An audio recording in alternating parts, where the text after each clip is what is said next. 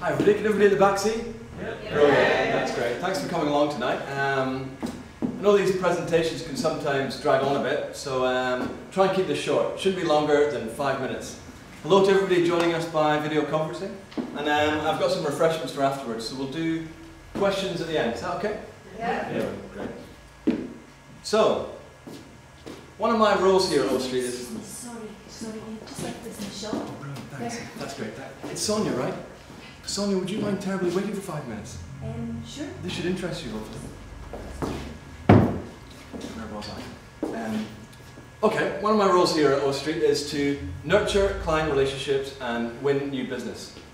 It took me a while to get my head around it. I originally got into design to like roll my sleeves up and get my hands dirty with the work, with the concept, the development, and the implementation.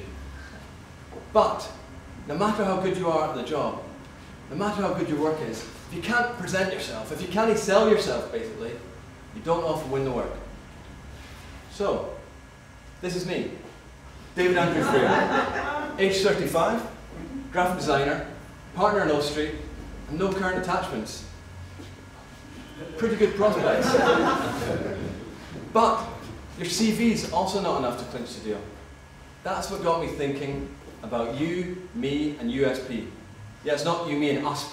Does anyone know what USP means? Unique selling point. Ah, that's right, unique. Something unique to yourself.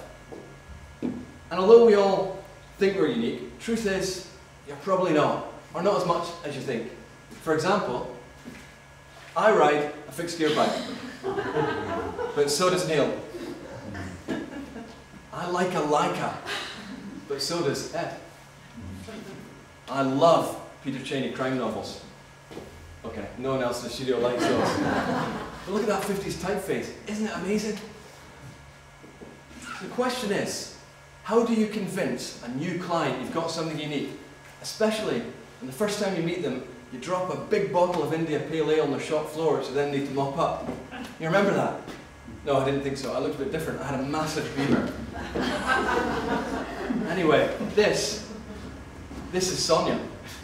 Sonia Dodson. Sonia's 28. She works around the corner in the off-license. They've got a great selection of IPA. And according to her colleague Angela, she flat shares in Curzon Street and is currently single. Sonia's got green eyes and dark hair. And you can't see it in this photograph, but she does this thing with her tongue when she's doing the G2 crossword behind the till. So, here's what I'm proposing. Call it a short-term contract, an organic partnership, and if certain goals aren't met, you can drop out at any time. You might be asking yourself, why do I need David Freer, destroyer of IPA and typeface geek in my life? What's his USP? Well, apart from the fact I recently sold every single one of my Star Wars figures on eBay, my USP is you. I just think you and I doing stuff together, it would be great. So, Sonia, would you like to go out sometime? Well, David Andrew Freer, that was a very interesting presentation. I really liked the picture of you on the bike. But when Angela was telling me you were asking so many questions in the shop, I thought it was only fair that I do my due diligence. I'm currently finishing my business studies MSc.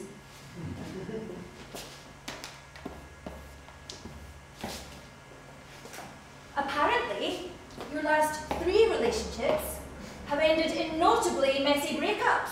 Aren't all breakups messy? Didn't you say there'd be time for questions later?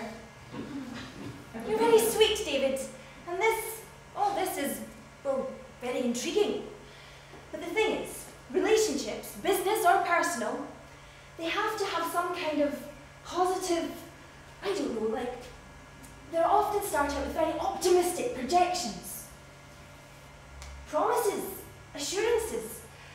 But if they're gonna have a chance, they need just a sliver of honesty. You have to be honest. So, I have a question for you. have you really sold all your Star Wars figures? Because that's been a deal breaker in the past, you know. Yes, I have. Okay, that's a start. That's our sliver. Despite all this nonsense, you know, I do actually remember you smashing all those bottles of IPA. I thought you almost looked cute with a beamer. But I'm kind of amazed that you don't have one right now. Okay, you're the poor people that have had to put up with all of this. How many of you think me going out with David could possibly be a good idea? Yeah.